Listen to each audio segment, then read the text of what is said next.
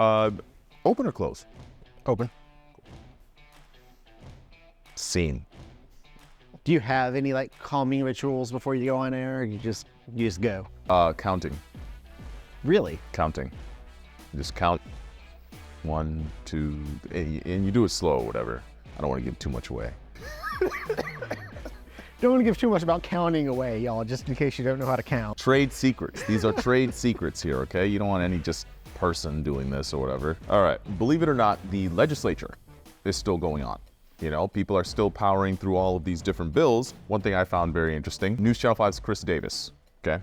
He did a story about how there are several gun-related bills that haven't even been discussed yet. These are all gun-related bills that lawmakers, as of this morning, hadn't even debated yet. There's so many left. Lawmakers decided to bunch them all and hear them all at once in a committee. Here are the gun-related bills still on the table for Tennessee lawmakers. One bill would expand constitutional carry here in Tennessee to all forms of firearms. That includes shotguns and long rifles. Right now, Tennesseans can openly carry loaded handguns. What this bill would do is it would actually change the language of the law, so instead of saying handgun, it says firearm, which would open it up to shotguns and rifles. Now, the bill's sponsors say that the law, the way it's currently written, infringes on Second Amendment rights. You're going to hear a lot of that with almost all of these bills. Reaffirm that that we do uphold those rights as absolute. The thing I found really interesting about this is you have folks from the Tennessee Highway Patrol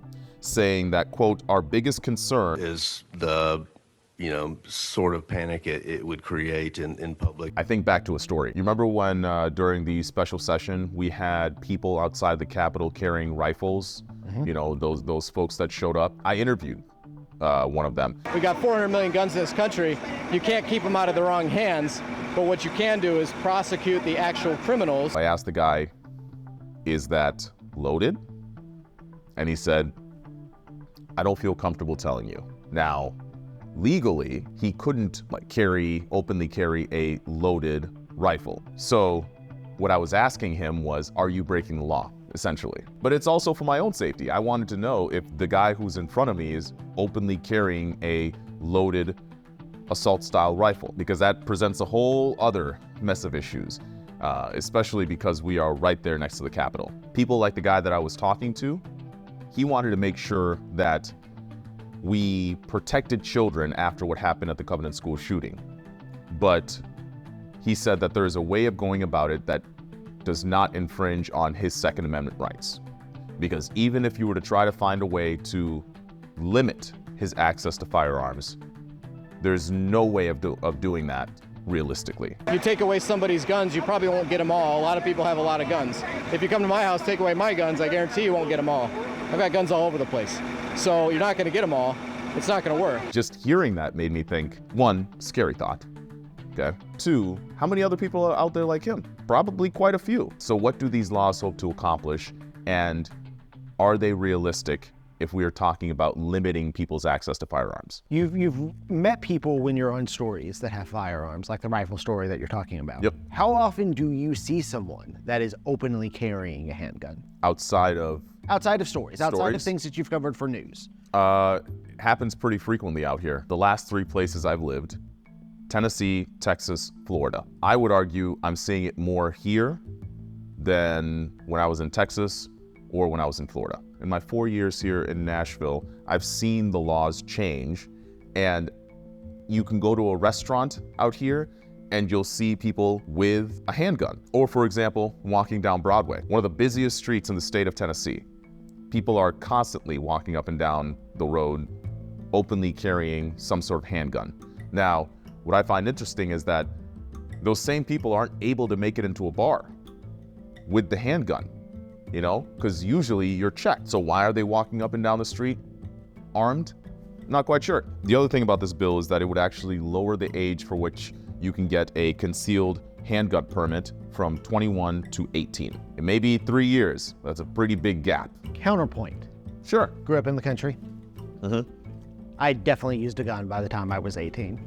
I used a gun by the time I was 12. If we're training people to use guns safely, if those people are getting a permit and going through training to use a gun safely, that happening earlier may actually be beneficial. I understand your point. I have a counter to that. We say 21 for a reason.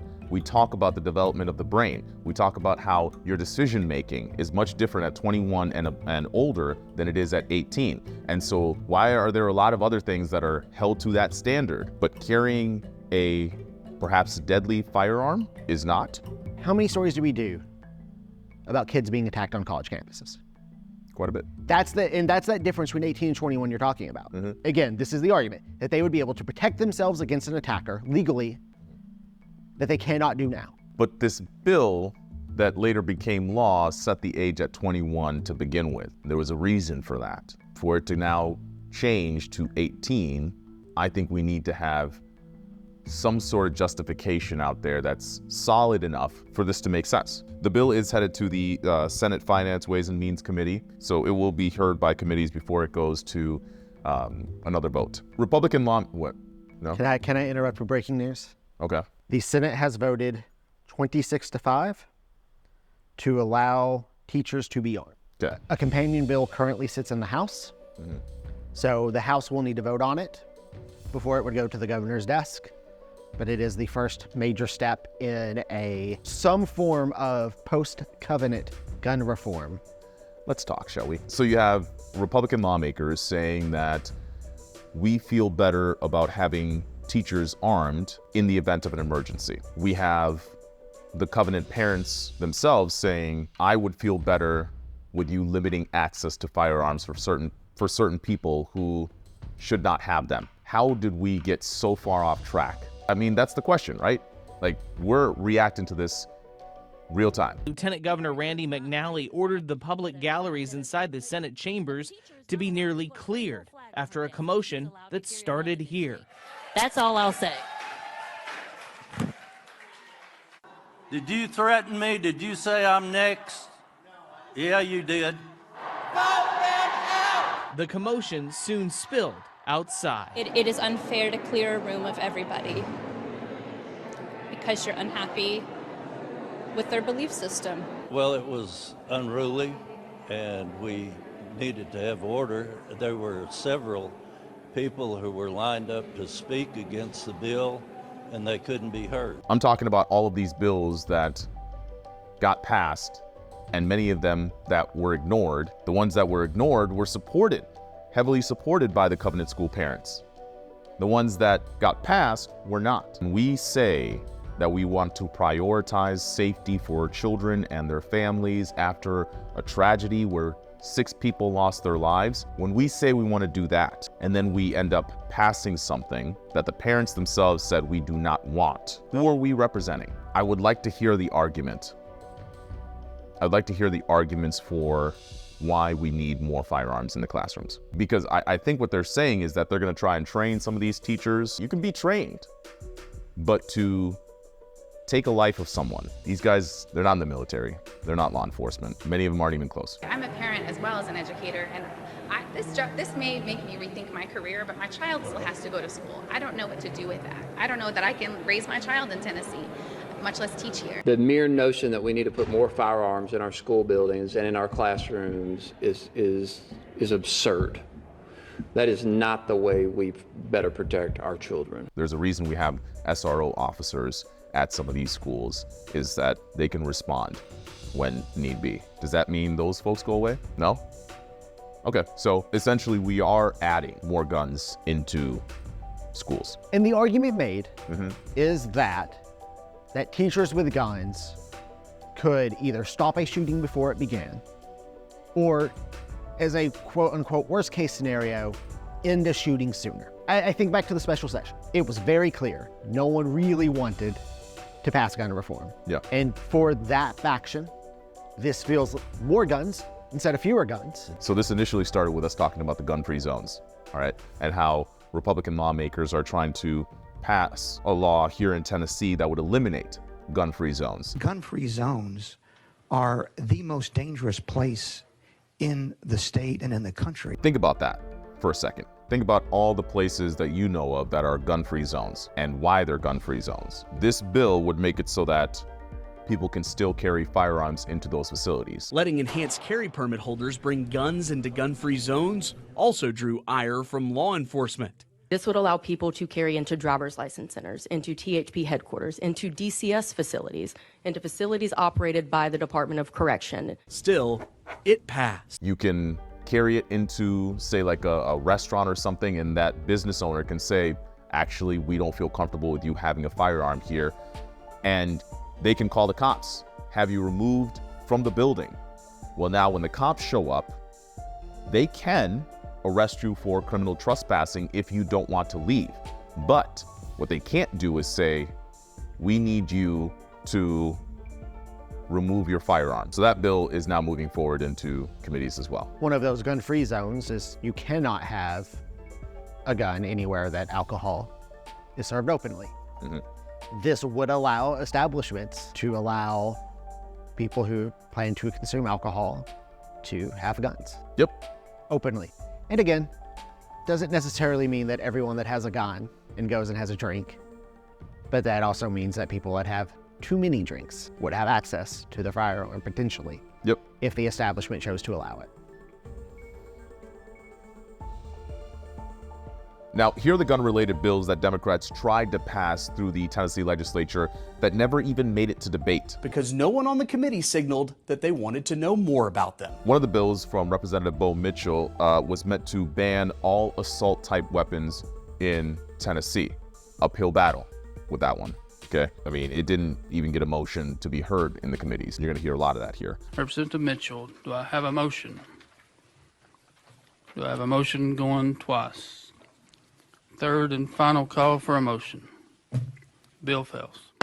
Because it was the final meeting, that ended the prospects of an assault weapons ban, an extreme risk protection order, and ending constitutional carry, meaning there won't be any new pages, at least on this topic. You know, that's everything I had on the gun debate. We're not just gonna make this the gun episode? No. I mean, you could, but we'd be here a long time. We'd be here for a while. I wanted to at least talk about one other thing. Yeah, want to at least talk about one other thing. I know, look at all these pages for the one other thing. I get it. You'll know why in a second here. Gabrielle Hanson, she's back. I've heard a lot of people asking the question, who is Gabrielle Hanson? And why are so many people concerned about her coming back? Well, Gabrielle Hanson is an interesting character. She just told the city of Millersville that she is interested in applying to be their next city manager. Now, if you remember Gabrielle Hanson, well, she's the woman who ran for Mayor of Franklin. Welcome to the Gabrielle Hanson for mayor. But before she lost, News Channel 5's Phil Williams had a series of stories that, that he put out there about Hanson. It seemed like there was one revelation after another for a while there. We're talking accusations of perjury, arrests for promoting prostitution, a few self-described Nazis, and this. Needless to say, a lot going on here, folks. The one thing that seemed to really stick in people's minds was her connections to white supremacists, Nazis. She walks into a meeting, one of the mayoral forums, with, two people behind her, one of which we know was connected to a neo-Nazi group. Then we see all of these different people outside the building, and Phil walks up to him and asks, I hear you're all here for Gabrielle? Yes, sir. So what's the purpose? We're just here to show her some support, that's all. We're just here to protect Gabrielle. You're here to protect her?